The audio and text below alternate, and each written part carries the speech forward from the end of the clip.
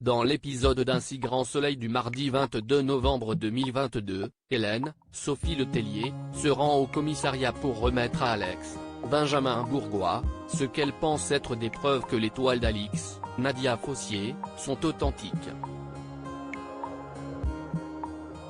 Elle a non seulement trouvé de vieilles lettres d'amour échangées par Brenna et sa grand-mère, mais aussi une photo où cette dernière apparaît devant un mur recouvert de toiles de Brenna.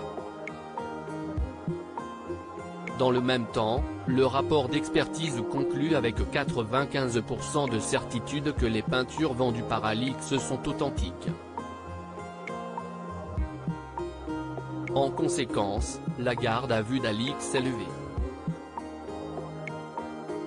Fière d'elle, cette dernière invite Hélène et Claudine, Catherine Wilkening, à dîner. Guillaume, Manuel Blanc, demande à Elisabeth, Christelle Labaude, de le couvrir pour le soir de la mort de Sylvie, Olivia Bruno. Il explique avoir passé la soirée avec un homme lié à un montage financier illégal, qui refusera de lui servir d'alibi. Très réticente à l'idée de faire un faux témoignage, Elisabeth conseille à Guillaume de dire la vérité. Ce dernier, néanmoins, refuse d'en rester là. Il lui rappelle que lorsqu'il a fallu contourner la loi pour permettre à Julien, Jérémy Bansté, d'échapper à la police, il n'a pas hésité à se mouiller pour elle. Il menace alors de tout révéler si elle n'accepte pas de le couvrir. Le lendemain matin, Elisabeth a du mal à cacher sa contrariété à Alain, Frédéric Van Dendrich. Croyant celle-ci préoccupée par la mort de Sylvie, il lui propose d'inviter Guillaume à passer chez eux durant le week-end. Elisabeth, qui n'a aucune envie de se frotter à nouveau à son ex-mari, fait croire à Alain que ce dernier a besoin d'elle seule. Elisabeth ment pour couvrir Guillaume de son côté. Marion, Esther Van Dendrich, est convoquée au commissariat. Angoissée à l'idée d'être soupçonnée du meurtre de Sylvie, elle appelle Laurent, Khalid Madour. Elle en profite pour lui faire part de ses doutes sur Guillaume, mais Laurent est persuadé que le mari de Sylvie n'a rien à voir avec le meurtre.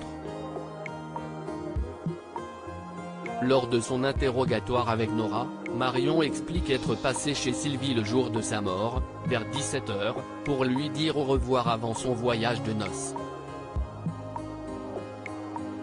Elle omet de préciser que c'est Sylvie qui lui avait demandé de passer pour lui parler de quelque chose d'important. De son côté, Guillaume appelle Johanna, Aurore Delplace, et l'informe que les scellés apposés à son domicile ont été levés. Il va donc pouvoir rentrer chez lui. Johanna lui fait remarquer qu'il peut encore rester chez elle un moment, mais Guillaume veut retrouver sa maison pour se rapprocher de Sylvie. Johanna lui fait promettre de l'appeler en cas de besoin. De retour chez lui, Guillaume fond en larmes. Hugo, Bibi Tanga, rend son rapport d'autopsie à Yann, Constantin Balzan, et Becker, Yvon Bach. Ils n'est pas en mesure de conclure à un homicide, mais le corps de Sylvie présente des traces de lutte, signe qu'elle s'est probablement battue avant de mourir. Pour Yann, ces conclusions donnent lieu à deux hypothèses, soit quelqu'un a poussé volontairement Sylvie dans les escaliers, soit il s'agit d'une dispute qui a mal tourné. Pour confirmer l'alibi de Guillaume, Yann convoque Elisabeth au commissariat. Interrogée par Yann, elle prétend que Guillaume était chez elle au moment de la mort de Sylvie.